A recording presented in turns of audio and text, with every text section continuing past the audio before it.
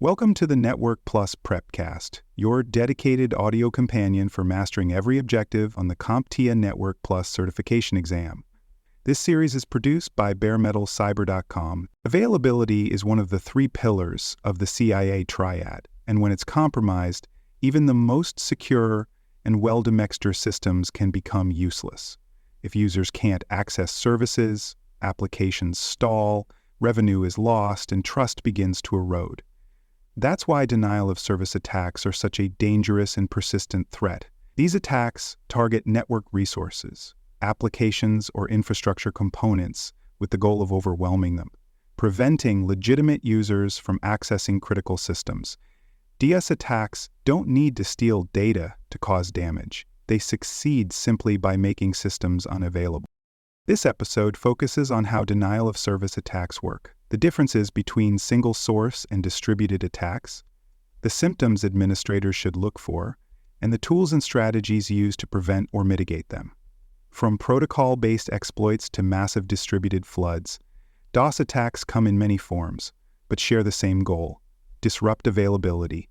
These topics are common on the Network Plus exam and show up in real-world incidents on a regular basis. Knowing how to detect, interpret, and defend against these threats is a key skill for any network professional. A denial-of-service DOS attack occurs when a system, service, or network is overwhelmed by excessive requests or malicious traffic, rendering it unable to respond to legitimate users.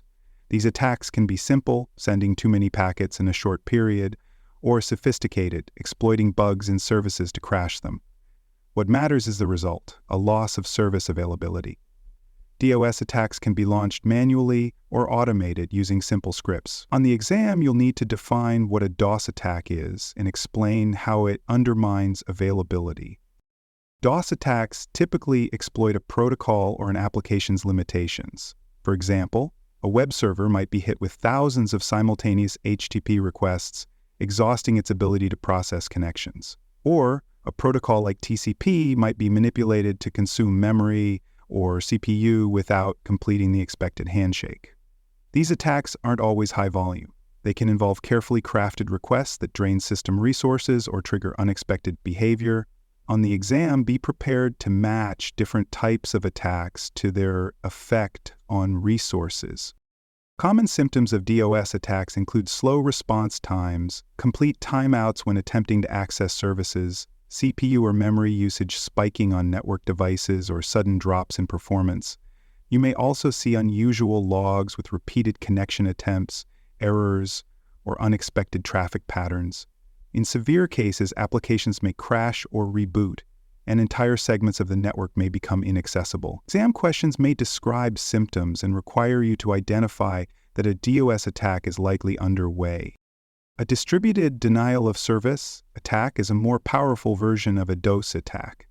Instead of coming from one source, the attack is launched from hundreds or thousands of devices spread across the internet. This creates a flood of traffic that's much harder to block because it doesn't come from a single IP or location. DDoS attacks often rely on botnets, networks of compromised machines controlled remotely by attackers. The massive scale of a DDoS attack increases both its impact and its ability to evade simple defenses. On exam, understanding the distributed nature of DDoS is essential. Botnets are groups of infected devices, such as computers, servers, or IoT systems, that are controlled by an attacker, often through malware. Once these devices are infected, they can be remotely triggered to send traffic to a target, overwhelming it from many directions at once. Because the traffic comes from so many sources, it's hard to distinguish legitimate requests from malicious ones. Botnets may include devices spread across dozens of countries. For the exam, be able to explain how botnets amplify the effect of denial-of-service attacks. There are multiple types of DDoS attacks, each targeting a different layer of the OSI model. Volumetric attacks flood the target with high-bandwidth traffic, overwhelming internet connections or routers. Protocol attacks exploit resources in network stacks, such as sending malformed packets to consume processing power. Application layer attacks focus on specific services like web servers, sending requests that appear legitimate but exhaust back-end resources. These attacks are particularly hard to detect because they mimic real user behavior. The exam may present scenarios where you need to match symptoms to the correct attack type. Amplification attacks are a particularly efficient form of DDoS. They work by sending small requests to open services like DNS or NTP that generate much larger responses. The attacker spoofs the victim's IP address in the request, causing the service to send its reply to the target. This amplifies the attack volume, sometimes by factors of 50 or more, making small attacks extremely destructive. And the exam may ask you to identify amplification attacks and understand how they misuse public-facing services. One common DoS technique is the SYN flood. This attack exploits the TCP three-way handshake by sending a large number of SYN packets to initiate a connection but never completing the handshake. The target allocates memory and waits for completion, but the connection is never finalized. Over time, the connection table fills up and legitimate connections are dropped. This is a classic example of resource exhaustion at the protocol level. On the exam, be ready to recognize SYN floods as a specific subtype of protocol-based DSS. DoS and DDoS attacks can have a serious impact on network devices. Routers and firewalls may become overwhelmed with traffic, forcing them to reboot or drop packets. Switches may fail to forward traffic correctly. Load balancers and application servers may crash under pressure, making websites or services unreachable. In some cases, even upstream carriers may be affected. You'll need to understand how these attacks affect each layer of the network and identify the correct countermeasures when prompted on the exam. For more cyber content and books, please check out cyberauthor.me. Also, there are other podcasts on cybersecurity and more at baremetalcyber.com. Rate limiting and throttling are among the most straightforward but effective defenses against DoS and DDoS attacks. These mechanisms restrict how many requests a device, user, or IP address can send to a system in a given time frame. By limiting the rate of inbound connections or application layer requests, services can slow down attackers without cutting off legitimate users entirely. Rate limits are often implemented at the firewall, proxy server, or application level. On the Network Plus exam, you may be asked how rate limiting helps maintain availability during flooding scenarios and where it fits in the mitigation chain. Black hole and sinkhole routing are network-level techniques that help contain the spread of DDoS traffic. In black hole routing, traffic destined for a particular target is routed to a null interface, essentially deleting the traffic rather than delivering it. This is typically used when an attack is so overwhelming that there's no other way to prevent collateral damage. Sinkhole routing is more advanced. It redirects malicious traffic to a controlled environment for analysis or monitoring. ISPs often automate black hole routing to defend customer networks. The exam may ask you to recognize these tactics and describe their use in real-time mitigation. Geo-blocking and IP filtering are tools used to control where traffic is accepted from. If a DDoS attack originates mostly from a particular region or set of known malicious IP addresses, those sources can be blocked outright. This reduces the overall traffic volume and may allow services to remain operational for trusted users. However, these methods are not foolproof.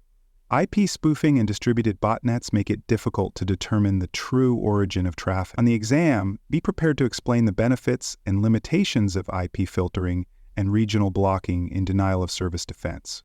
Cloud-based DDoS protection services have become a go-to solution for mitigating large-scale attacks. These services sit in front of the customer's infrastructure, inspecting and filtering traffic before it reaches the network. They use massive bandwidth capacity and distributed filtering systems to absorb and scrub attack traffic. Many content delivery networks, CDNs, and managed security providers offer DDoS protection as a service. These systems scale automatically and are particularly effective against volumetric attacks. On the exam, expect to recognize when cloud-based DDoS protection is appropriate and what advantages it offers over on-prem solutions. Behavioral anomaly detection plays a major role in identifying DoS and DDoS attacks early. These systems monitor traffic baselines over time, tracking normal patterns of user behavior, connection volume, and request rates. When deviations occur, such as a sudden spike in failed connections or unexpected request types, alerts are triggered. Anomaly detection can identify attacks that don't follow predictable patterns or that bypass signature-based systems. For the exam, anticipate questions that contrast anomaly-based detection with traditional intrusion detection methods and highlight its role in dynamic threat recognition. Log analysis is critical for identifying DoS indicators, especially during post-event investigation or early-stage detection. Reviewing firewall, web server, and authentication logs helps reveal patterns such as repeated requests from a single source, uncompleted handshakes, or massive numbers of requests to a single endpoint. These signs can indicate a flooding or slow-drip DoS attack in progress. Correlating logs across time and devices helps determine whether a disruption was caused by a legitimate surge in traffic or by malicious intent. On the exam, you may be asked to analyze log samples or determine which logs help identify specific symptoms of an ongoing attack. The Network Plus exam emphasizes not just definitions but practical application. You'll be expected to know the differences between DoS and DDoS, match symptoms like CPU spikes or network slowdowns to likely attack types, and identify which tools, such as rate limiting, anomaly detection, or geo-blocking, can mitigate the impact. You'll also be asked to match attack types to OSI layers, such as SYN floods operating at the transport layer or HTTP floods at the application layer. Understanding how these attacks work, how they're detected, and how they're stopped is central to securing availability. To summarize, denial of service and distributed denial of service attacks aim to make services unusable, not by breaching defenses, but by overwhelming them. They can target bandwidth, protocols, or applications, and can be launched by a single actor or thousands of distributed devices. Detection and response rely on monitoring, logging, automation, and layered defenses. Whether it's throttling traffic, redirecting bad packets, or filtering malicious sources, a successful defense requires both strategy and technology. For the exam and for real-world network defense, mastering these tools and concepts is essential. To conclude episode 147, protecting availability is a top priority for network administrators. DoS and DDoS attacks threaten this availability directly, using brute force or protocol manipulation to render services unreachable. Understanding how these attacks function, recognizing the signs of an ongoing flood, and applying appropriate defenses ensures that your network stays online when it matters most. These are high-priority topics on the Network Plus exam, and they're a daily concern in any environment that depends on stable, secure connectivity. Thank you for listening to this episode of the Network Plus Prepcast, your trusted audio guide to the CompTIA Network Plus certification. This episode was produced by baremetalcyber.com. For more cybersecurity podcasts, books, and resources, visit baremetalcyber.com. Thanks for joining us for this episode of the Bare Metal Cybersecurity Plus podcast. For more episodes, tools, and study support, visit us at baremetalcyber.com. And before you take the test, make sure to check out the practice questions in the book Achieve CompTIA Security Plus SY0-701 Exam Success by Dr. Jason Edwards. They cover every domain and are a powerful way to lock in your knowledge.